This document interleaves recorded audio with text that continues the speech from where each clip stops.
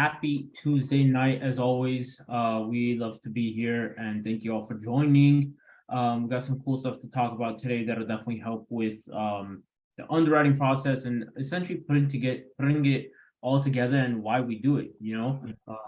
Like we talk about on Mondays, we want to get in touch with the brokers, we want to find a deal, we want to underwrite it, but all that doesn't mean anything if you don't send an offer. So we're going to help you a little bit with that tonight. And we're looking forward to diving into it, answering any questions. Please network, share your information in the chat as always, and looking forward to rocking and rolling. Amazing. All right, well, as always, like the Freedom Boys, we like to keep things concise, we like to keep things on time, and we like to keep them efficient and effective. And with that, we have an agenda that we'll be going over today. We're gonna stop right at 9 p.m., 1 hour. So, if we go over that, actually, we won't be going over that. We'll just save it for next time. So today we're gonna be going over, of course, our community introduction, ecosystem after the introduction. Then we're gonna hit our main topic, which is not actual market and pro forma rents. Faux pas on me. We're gonna be going over LOI basics. Will Otis is going to be helping us kind of go over what the content should be around an LOI, the reasonings why we would use an LOI, etc. Everything LOI basics. So then after that, we're going to underwrite a deal. We're going to do a little napkin underwriting on a deal and show you kind of how we do it with our tool. And so then, of course, any questions and answers that you guys have about anything that we've gone over. So with that, we'll head over to the the introduction of who we are. So Ed, who are you, man? So based out of Los Angeles, like I mentioned in the chat, as many of you know, realtor out here, licensed. Focus is underwriting, hence the Zoom.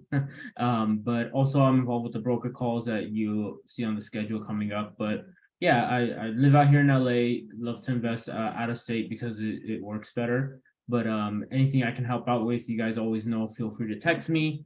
My phone number is in my name. If there's anything you guys need on the underwriting side, LOI side, operations, just connecting the dots, you can reach out to me. And I'm always looking to help out. And that's why I'm here. That's why these guys are here.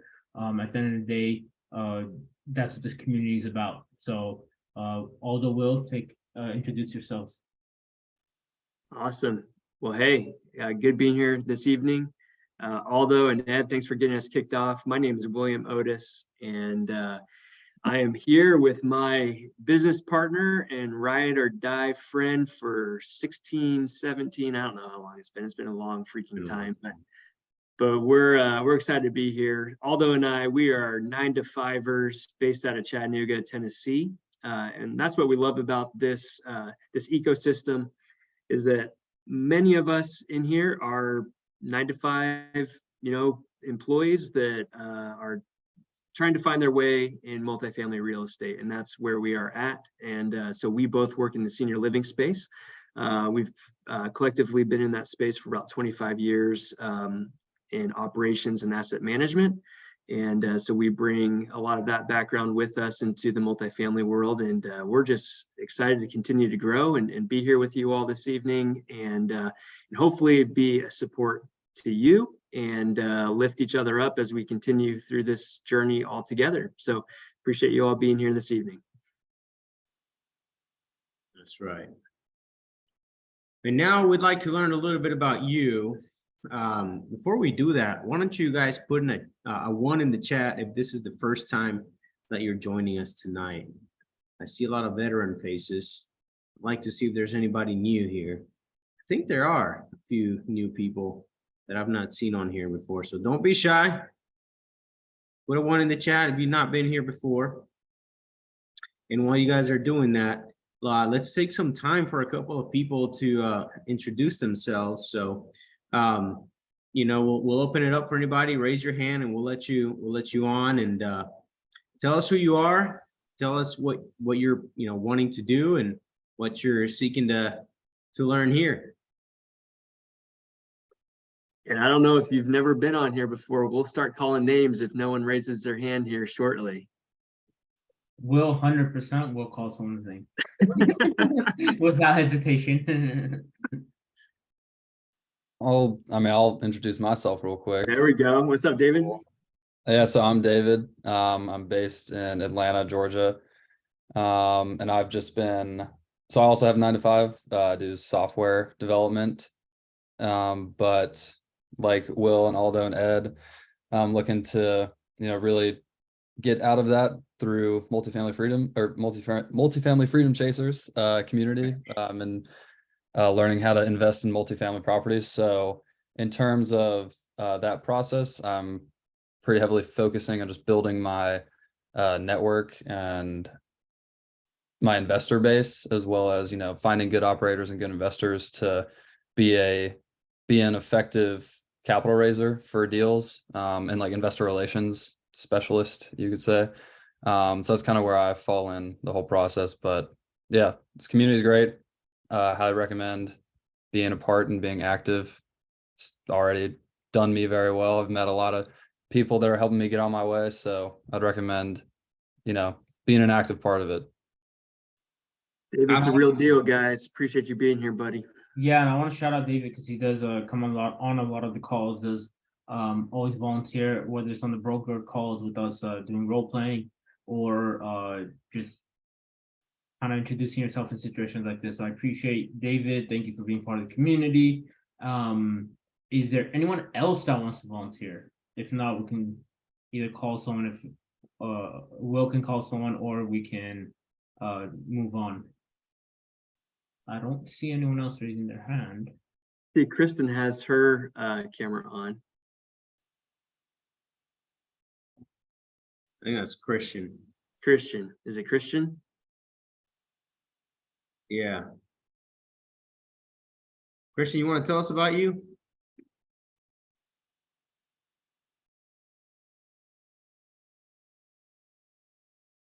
Oh, you're muted, man. Let's Muted. see.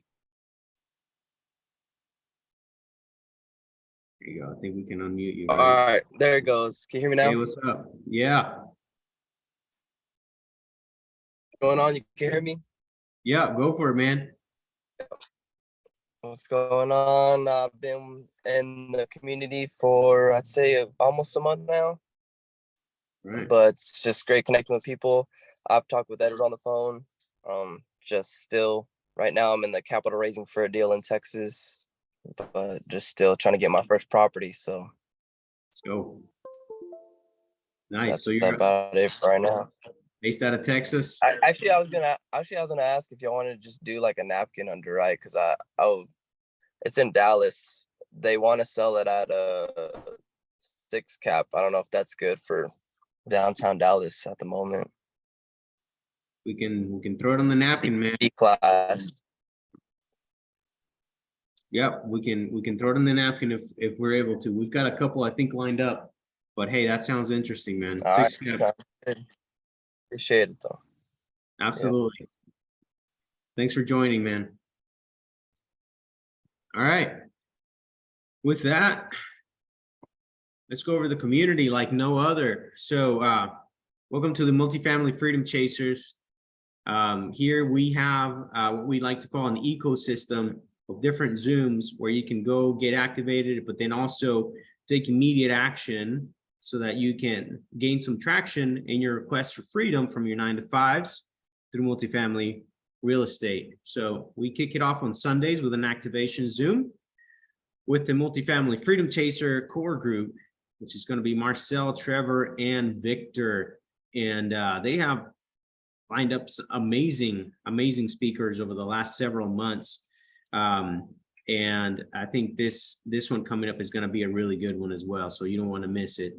And get you activated for the week. And then on Mondays, you've got broker talks with Peter and Ed. And David's been there. Several of you have been there. That the value there is learning and understanding how to speak with brokers and how to find information about a deal. So then once you have that information about the deal, then you bring it on over to us on Tuesdays, What do we do here? We're gonna napkin underwrite it. We're gonna see quickly, and like how we like to say, efficiently and effectively know if this is a deal worth pursuing further.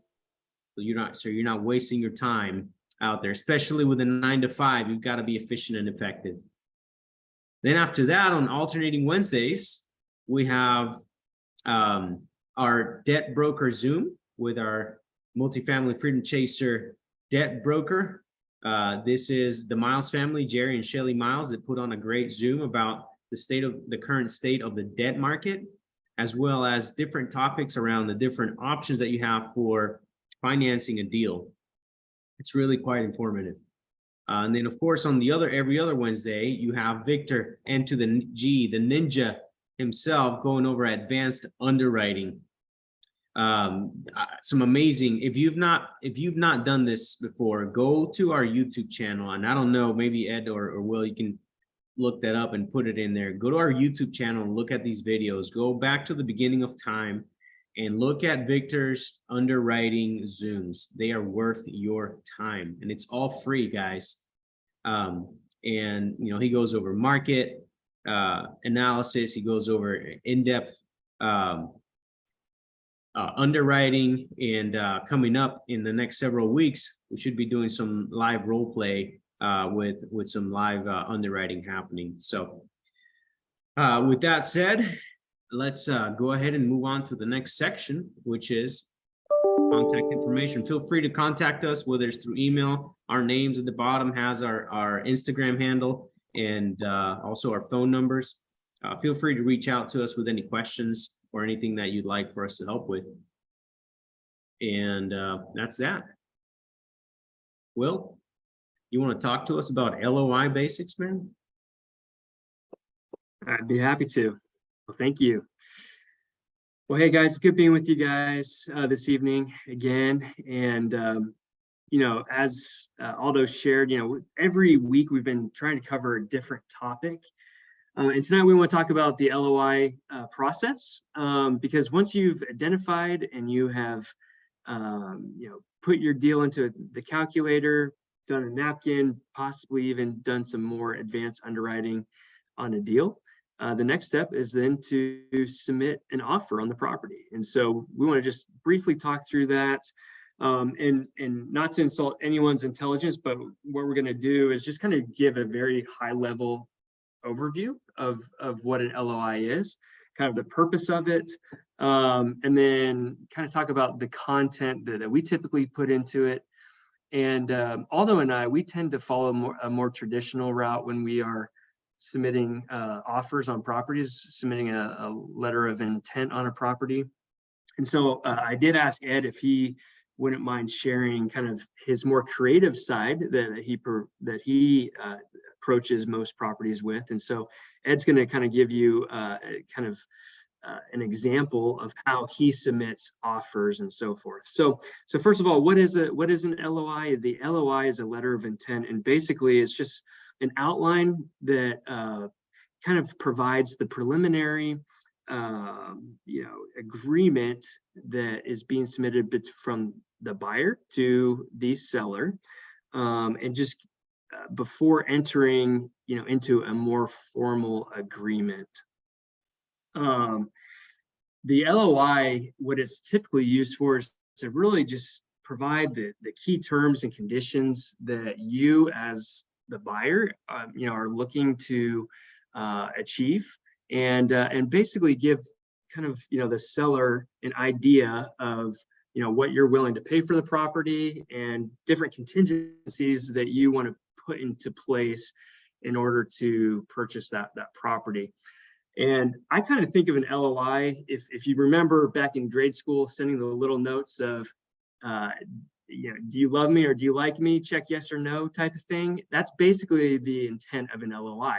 This is when you're submitting that little love letter over to the seller saying, hey, here's what I'm willing to give you.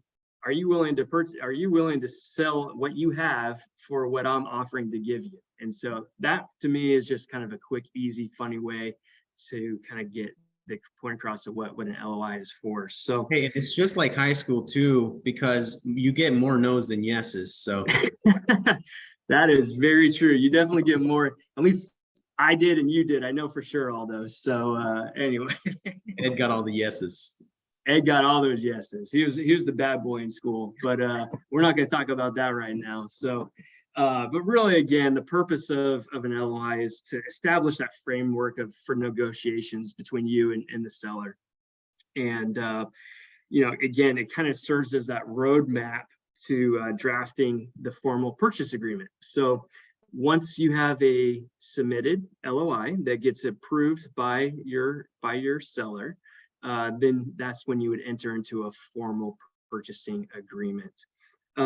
So again, I think, you know, something that everyone talks about and it is important to recognize is that an LOI is not, it's not a legally binding document. Again, this is just simply a document to outline the terms and express interest in purchasing a given property. So with that, what I'd like to do, and I just realized, sorry guys, my computer is about ready to die. So I would hate for my computer to die here before we can jump into this. Let's see here.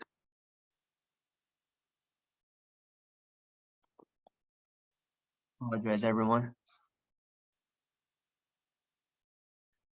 Forgot to hook it up, so All right. I would hate to die right in the middle of this. So with that, let's see. Do I have the ability to share my screen? Yeah, go ahead and Okay. share at the bottom.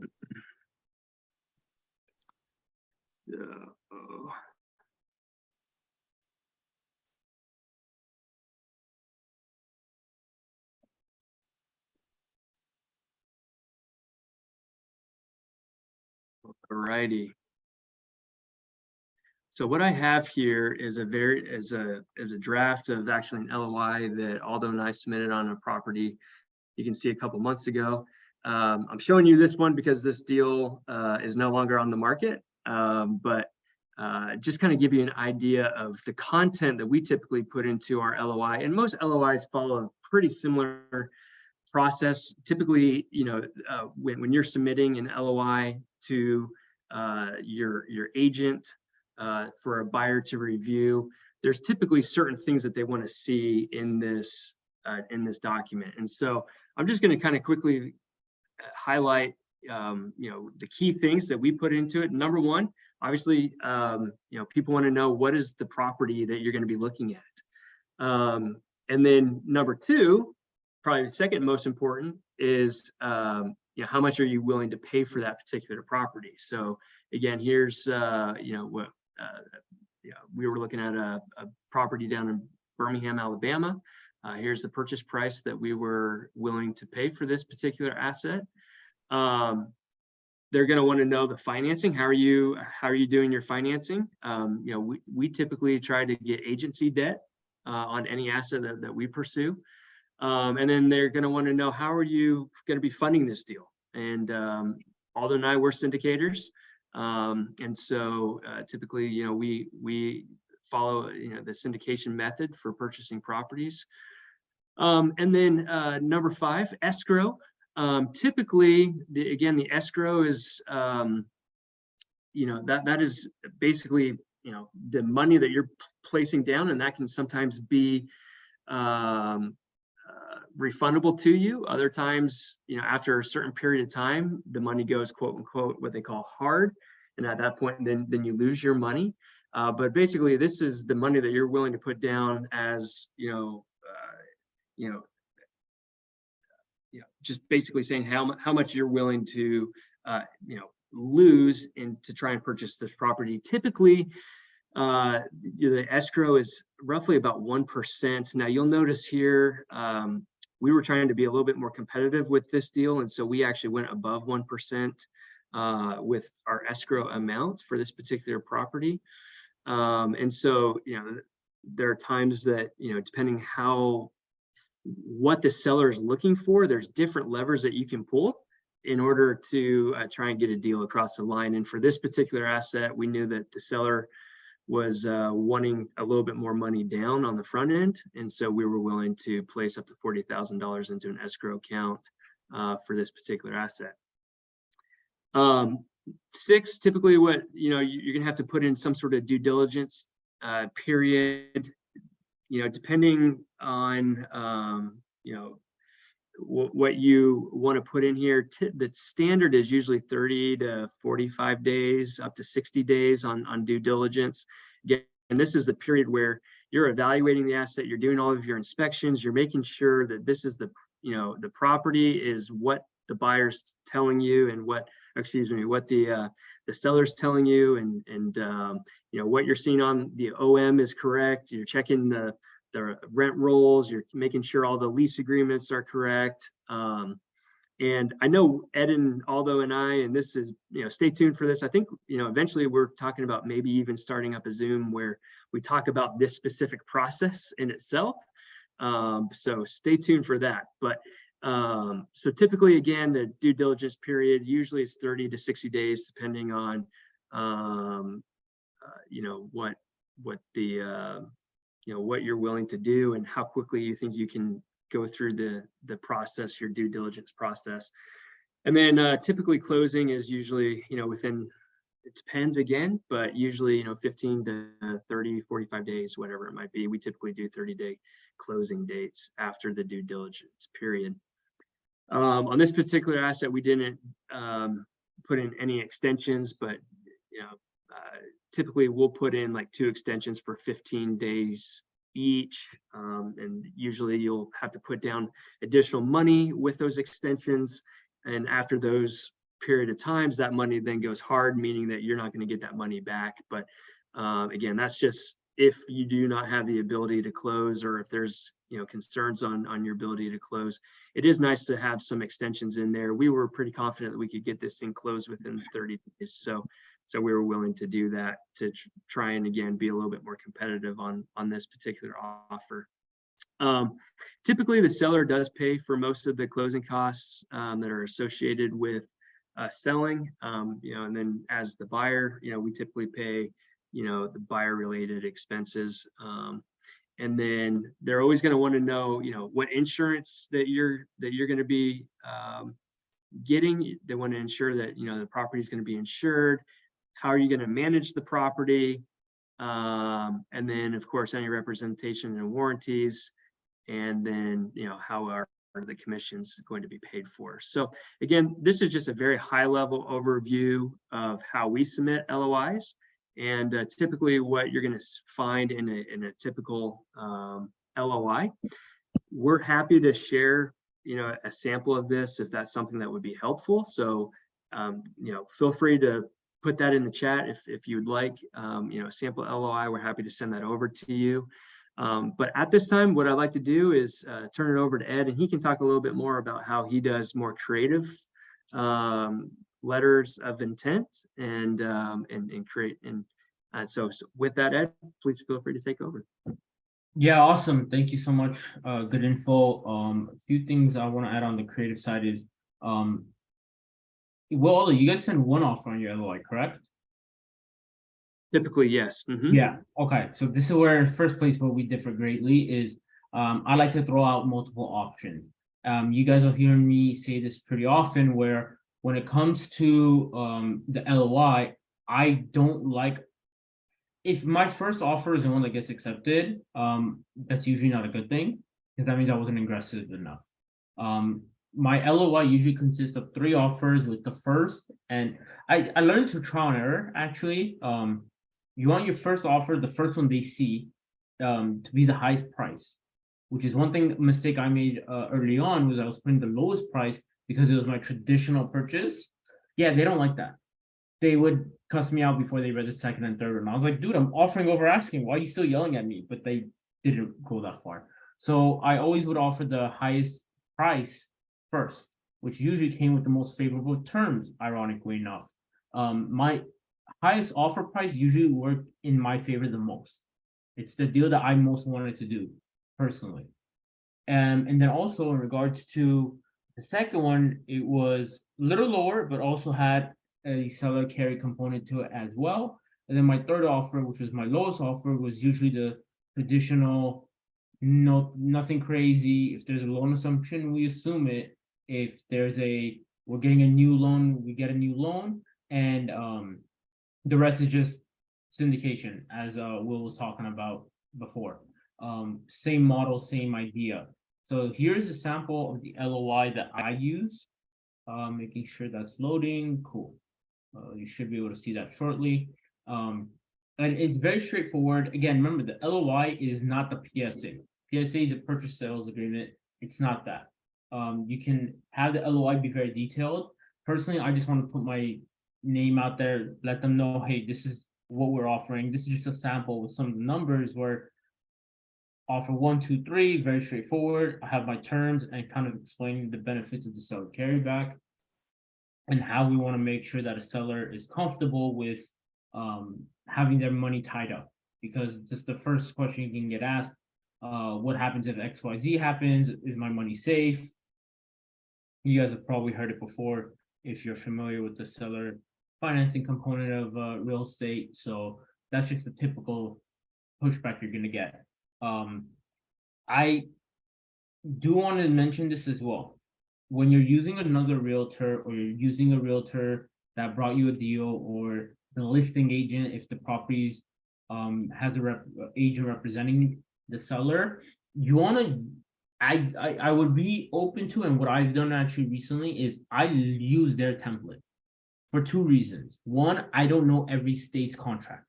That's the first part. I live in California. I'm licensed in California. I know my contract. I know my RPA, the purchase agreement. I know it for multifamily or residential, it doesn't matter. But in Texas, I don't know that contract the same way. So I will send the LOI and give kind of the outline to my agent, but I want to make sure that they are putting it in all the terms that they have in that specific state, and also make sure they let me know if I'm missing anything. For example, there's states where if you do not have X dollar amount allocated to all the properties in escrow, it doesn't work, which I had never heard of before. I was like, okay, cool, whatever you say, but it's not hard, like it's contingent, you know? So it's important to ask the agent, be familiar with that state in the area, which comes back down to knowing your market. Like I say so much. So I like to offer creative mostly because with the 3 offer LOI as well, I land somewhere between 1 and 2. That's ideal for me. The good part is if you see here, purchase price, percentage, the interest, and the years of the balance, you will get pushback on 2, if not 3 of the 4. I love it when someone tells me I want the purchase price of 1, but the terms of 3. I'm like, sure, I'm sure you do, but that's not going to work. It's just not going to happen. So it's like, that's what this is for. We meet in the middle. Having different options allows you to really understand what the seller wants, because you're laying it all out there. You tell me, do you want 10 years or 5? Do you want 2% interest or 5% interest? Do you want to carry 20% or 10%? And if they're willing to carry more, they'll tell you, because then you can give them more elsewhere. It's all about leverage. At the end of the day, be careful with what you offer, because you can't turn this back.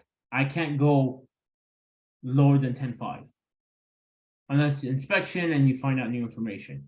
I probably won't go higher than 11.6 unless something else here changes in my favor. So keep in mind when you're sending an LOI, I will underwrite a deal, and my LOI will reflect that discounted. So I would underwrite this at 12 million. I'd underwrite it at the seller carrying 15% at 4% interest in 5 years. So I know when I offer this, I have room. And that's really important to do with the LOI, because you don't want to send something that you can't budge off of. You know, we're in a negotiating stage where sellers always going to try to push for as much as they can, especially if there's an agent involved. So those are just some things to keep in mind. I know there's a lot going on there, and with the LOI, if anyone needs help when offering it, if anyone wants something, one of us to look at it, their underwriting and see if the LOI correlates that, especially on the creative side, let us know. I'd love to help out and see how that goes for you. If you are submitting LOIs, I recommend sending out as many as you can that make sense. You can't get a deal if you're not sending offers. I'm a firm believer in that. So I know someone just asked, I will share the LOI to make sure you guys all have an idea of how mine looks and you can play around with it. So I'll share that. But are there any questions for Will, Aldo, and myself regarding the LOI in general that we can help you with? And maybe you have other things to add to it that we didn't bring up yet. So please let us know. If not, we can get to the napkin underwriting.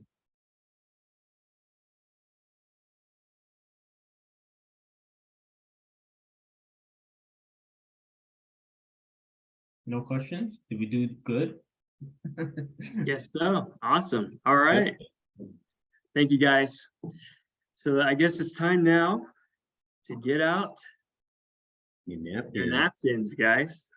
So, you guys have your deals. We're gonna talk about some. Let's talk about your deals. All right. Do you guys want to do the ones that we got over email, or do we want to try out Christian's? We can look at that one because Christian's here. I'm cool with that. Is Christian here? Christian, are you still here, man? I don't know that he is. I don't think so. Okay. All right, let's go with one of these. I'm gonna go ahead and share the screen then. All right, well, I'm pulling that up.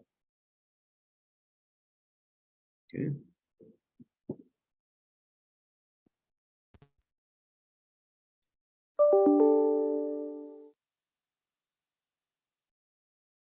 So I see some new faces here and some new folks. There it is.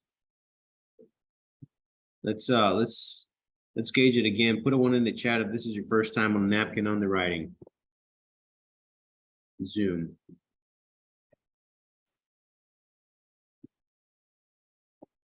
Well, I'm getting all this info here. All right, we have an 8 unit. They're all 1-1s. Okay. 50% occupied. Already looking great. All right, welcome, Quentin. All right, so we have a property in New York that is an 8 unit, 50% occupied. And the rents are coming in at, let's call this equal 3512.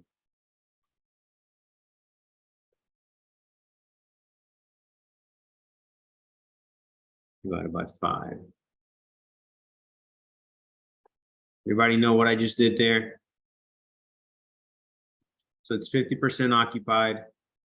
Total rents right now are $3,512. You divide that by the 5. That's going to give you your average rent for what we have going on right now. Okay. So this is 8 units. And we're going to underwrite 50% expenses on this. Ed, do we know what the whisper price or asking price is on this? Is it in the OM? Is it in the OM? Let me check. It looks like Mario already put this on a napkin. That's great.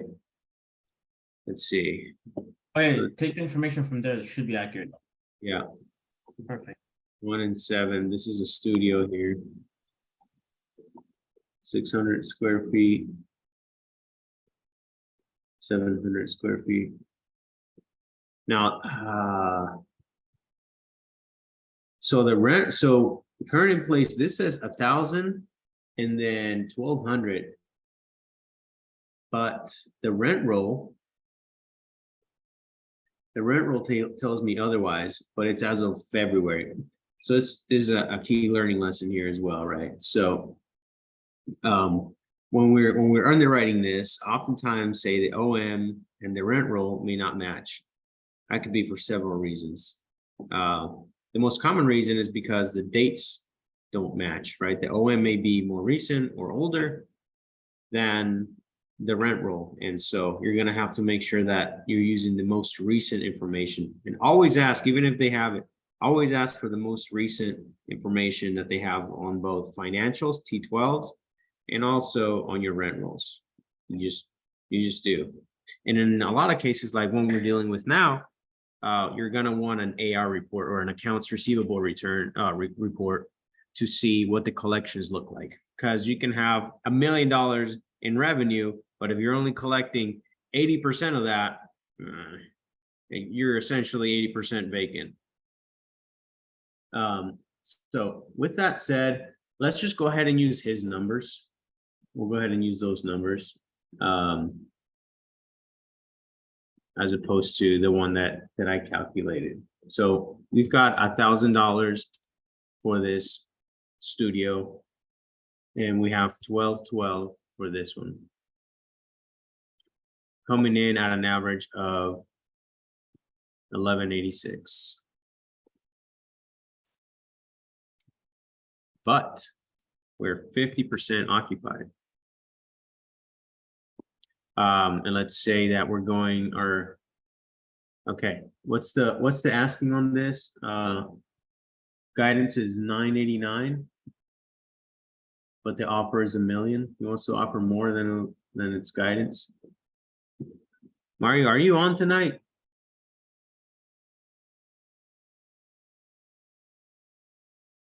Let's see.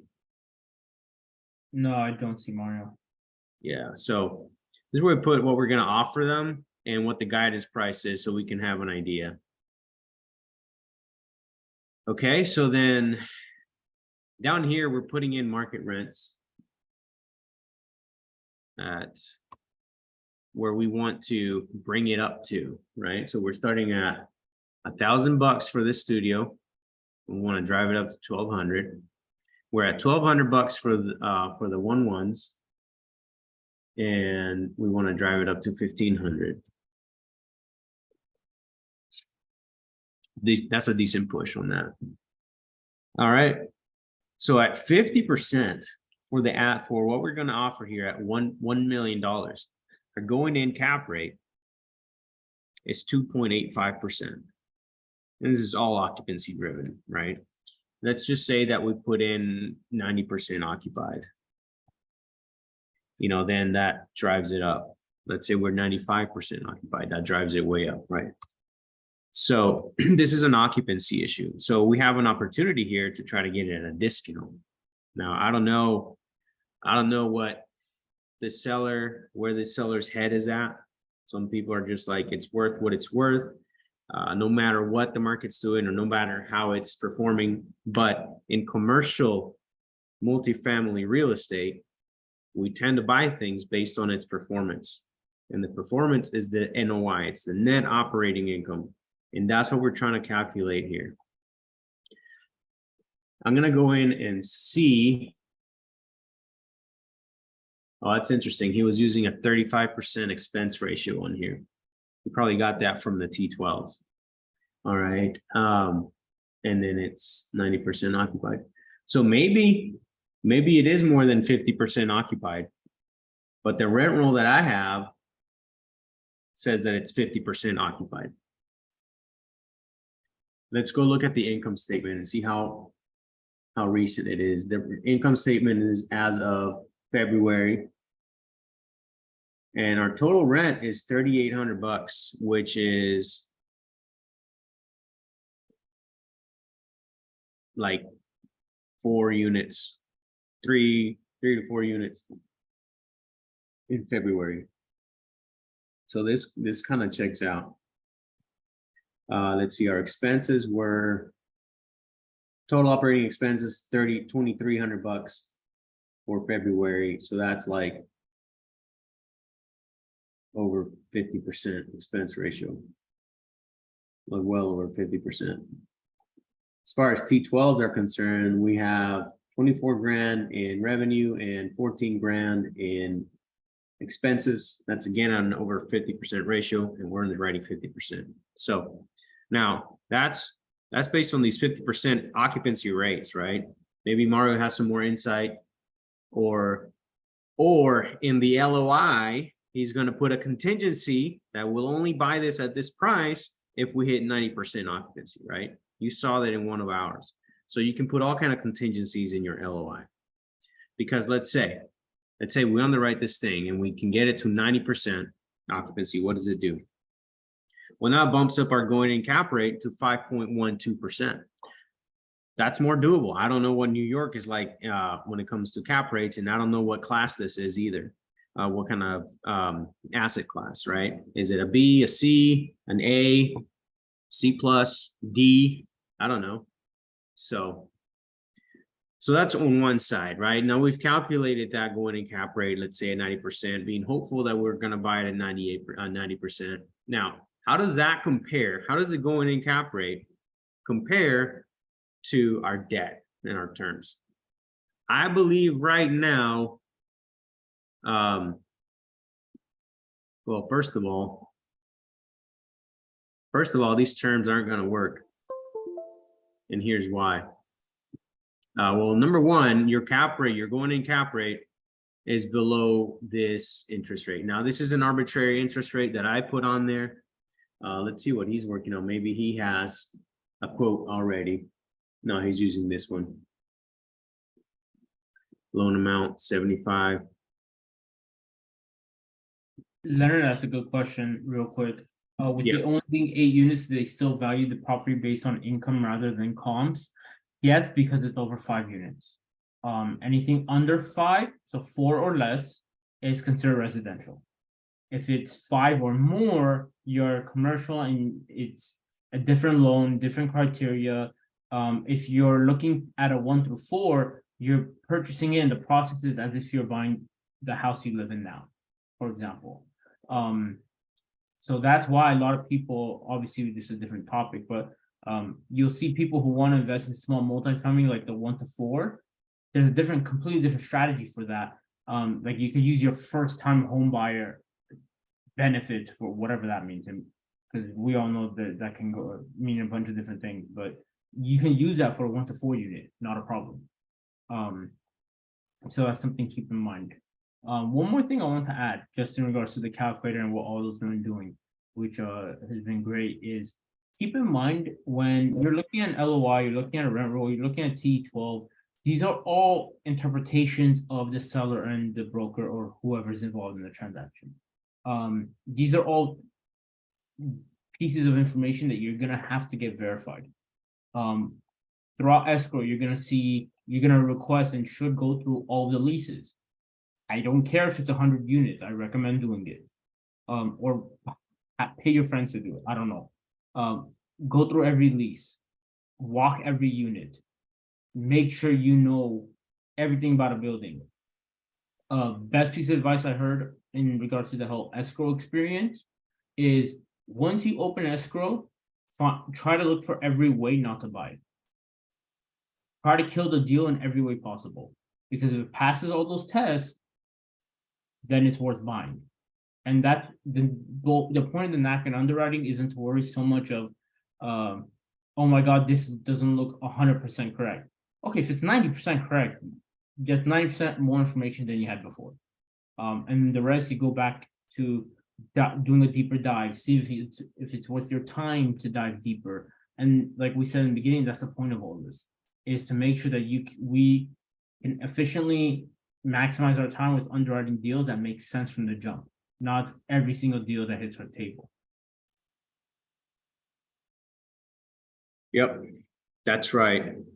So, going back to this, I'm putting in an interest rate around 5.5%, which is close to the last quote, a little bit more conservative to the last quote that we got. Now, granted, that was an agency quote, right? In agency, both Freddie and Fannie have a small balance loan product that they offer, and for I think Freddie is as low as 1 million. It's one of those two, as low as $1 million, and the other one is 2 million and above. So this may not qualify for that program. but you can get a good recourse loan from a bank.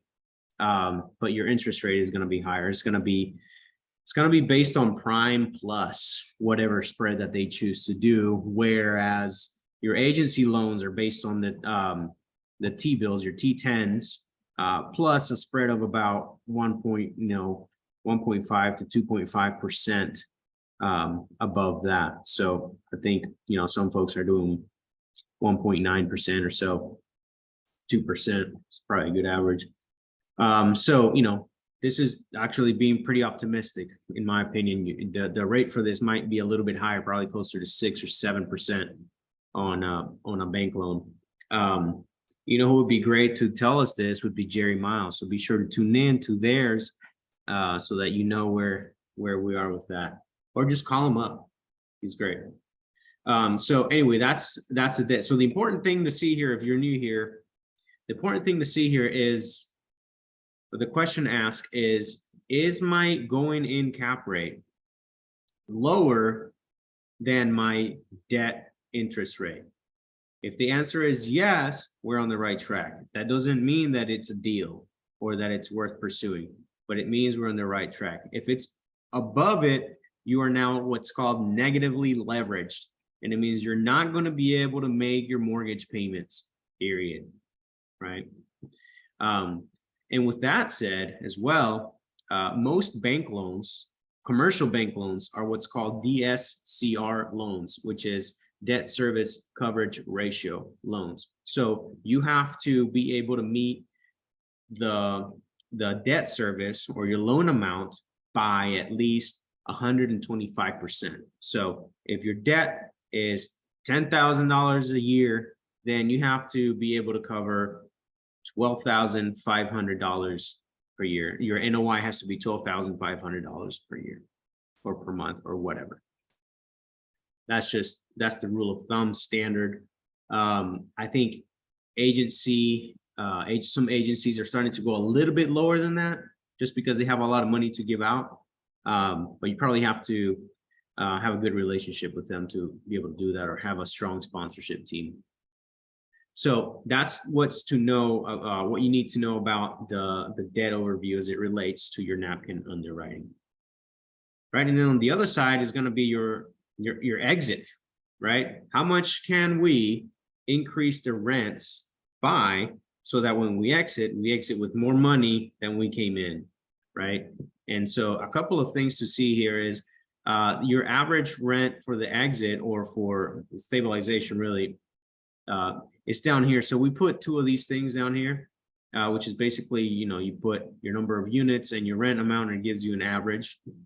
So you do the same here, and saying we're going to drive it from, I think I already said that, from 1,000 to 1,200, and from 1,200 to 1,500. So the average is 1,463. Right? We're going to say we're going to operate this so well that we're actually going to go up in our occupancy and remain at 5%. Oh, look who joined. All right, Mario, we're talking about your deal, man. And so that's the 95% on that. Another key thing to note here is, let's see, the cap rate based on purchase price essentially is the same formula as your going in cap rate, and it's based on your purchase price, right? So once again, quick recap of what a cap rate is. Cap rate is a capitalization rate, and it's essentially the return here being used as NOI, your return on your purchase price if you bought this asset unleveraged. Basically, if you buy it cash, right? If I buy this for $1 million, my return or NOI is going to be 5.12% or $51,235, right? At that same purchase price, when I sell, if I sell this at 1.1 million, and we'll get how we got to that. If I sell this at 1.1 million, my cap rate is now 6.67. Sorry, let me back that up. I'm going to back that up real quick. It's based off of your NOI. So your NOI went from 51. So your performance, the performance of your property went up from $51,235 to $66,000, almost $67,000. So that's a good sign. It went up, right? And this is how your property is valued. It's based off of your NOI and the current market cap rate, right? And so we saw that this going in cap rate went up from 5.12 to 6.67. That's a good sign. And then as far as how we value the property at exit, you know, I said it's based on your NOI and also your exit cap rate. Your exit, the market cap rate at the time that you exit, right? And what is that? Who determines that? Well, that's a great question. You know, most of these folks take an educated guess into the future. They have a crystal ball that they look into, and they know what, or they think they know what the cap rate is going to be 5 years, 7 years, 10 years from now as you close. So you can ask your brokers, you can ask your debt brokers as well. You can ask CoStar. You can, if you know somebody with access to CoStar, a CoStar report will give you a cap rate, you know, out those many years. And so a good rule of thumb in what people do as well is they'll take their going in cap rate and they'll add about 10 to 20 basis points per year. So if this is a 5-year hold, then we go up, say, you know, if we do conservatively 20 basis points per year, then we're at 100 basis points. So we'll be at 6.12. So what whole percentage point in our cap rate? Just to be conservative, right? Some people just go 50 basis points or half a percentage point on there. But you know, it just depends on your risk tolerance. But anyway, let's put it back to 6. So then you're just taking your NOI and divided it by your exit cap rate, and that's how you're getting your sales valuation at exit, right? And so we see an upside of $111, and it's up to you to determine whether that's worth your time. And of course, there's the cash flows that are happening on a regular basis, which is why it's really good to have a good understanding of your going in cap rate versus your interest rate, because you want a cushion above your mortgage payment, because cash flow is just essentially your NOI minus your mortgage rate and any kind of, like, you know, asset management fee or anything else, right? But it's typically just your mortgage rate, mortgage amount that determines your cash flow. So with that said, Mario, are you still on here? I'm here, Aldo. I just joined, actually. I'm so sorry. No worries, man. We were just going over your deal. I know. I'm so bummed. I ended up in a meeting that ran obviously super long, and I'm like, man. Hey, no worries, man. No worries. I think you did a great job filling it out, though. Oh, good. Thank you. So it's not worth 1.6, which is what they're asking, right? Are they asking 1.6? Yeah, that's what they want for it. Well, they wanted 1.2. And then they raised it to 1.6 because they renovated the units, and they're starting to turn the leases themselves. So how's it? So the last rent roll that I saw is at 50% occupied. Yes. Is that the case? Okay. So since then, they've signed new leases, but they have not taken effect based on the feedback I received from the property manager. So they all are at 1212 the 7 units are now at 1212, and then that one studio, I want to say it's like 928 or something like that. Okay, yeah, so $100. I mean, $1,000. So will it be at 90% by the time? It'll be at 90%. There's one more unit they're renovating now, and so one of the 8 units is vacant still. But at that point, they feel confident it will also lease for $12.12 a month. Got it. Well, I'll say that it's going to be a tough one to really get through at 1.6. You know, at this pricing, in my opinion, just based on your based on your debt that you're able to get. Now, this may not qualify, and I'm not a debt broker, but this may not qualify for agency small balance loan. So it'll be potentially a bank loan that you'll get on this, which would be probably higher than your 5.5.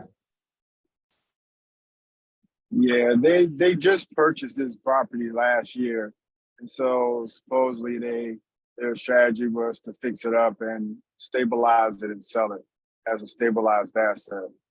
But there's no assumable debt there. You got to go out and secure your own financing, and at this point, they'll entertain a possible seller carry, but still, for the majority, I want to go out and secure my own financing if I was to move forward with it.